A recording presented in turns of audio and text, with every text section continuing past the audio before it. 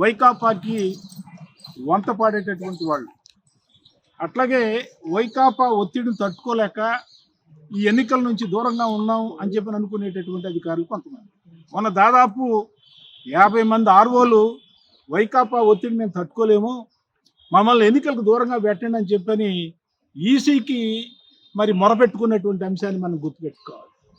ఇప్పుడు పొన్నూరు లేకపోతే సత్తెనపల్లిలో ఉన్నటువంటి ఆర్ఓలు వైకాపాకి తొత్తుగా అనుసరిస్తూ ఉన్నారు. టేబుల్ దగ్గర అంటే రూల్ బుక్ అనేది ఒకటి ఉంటుంది, ఎలక్షన్ కమిషన్ కి రూల్ బుక్ అనేది ఒకటి ఉంటుంది. ఆ రూల్ బుక్ దేశంలో ఉండేటటువంటి అన్ని రాష్ట్రాల్లో జరిగేటటువంటి ఎన్నికలకు వర్తించేటటువంటి రూల్ బుక్. ఆ రూల్ బుక్ ఏం చెప్తాంది?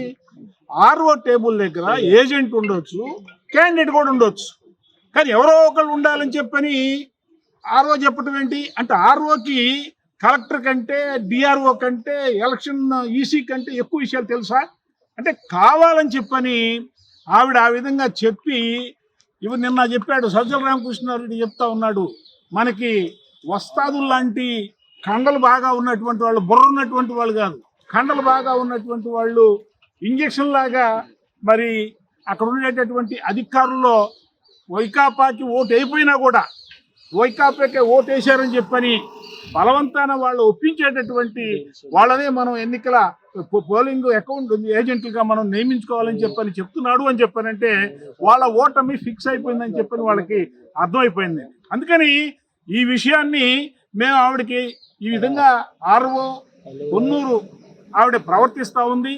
అక్కడ కొంతమంది ప్రభుత్వ ఉద్యోగులు వైకాపాకి బహిరంగంగా ఓటేయమని చెప్తున్నా కూడా నిలువరించినటువంటి పరిస్థితి ఉందని చెప్పినప్పుడు ఆవిడ మా మాటలను ఆలకించి బుక్లో ఈ విధంగా చెప్పారు, మీరన్నదే కరెక్టు, ఆవిడన్నది తప్పు, ఆర్ఓ టేబుల్ దగ్గర క్యాండిడేట్తో పాటుగా మరి ఏజెంట్ కూడా ఉండొచ్చు, ఆవిడకి బహుశా తెలియపోవచ్చు, నేను ఖచ్చితంగా ఫోన్లో ఆవిడకి గుచ్చి మరి చెప్తానని చెప్పని చెప్పడం జరిగింది.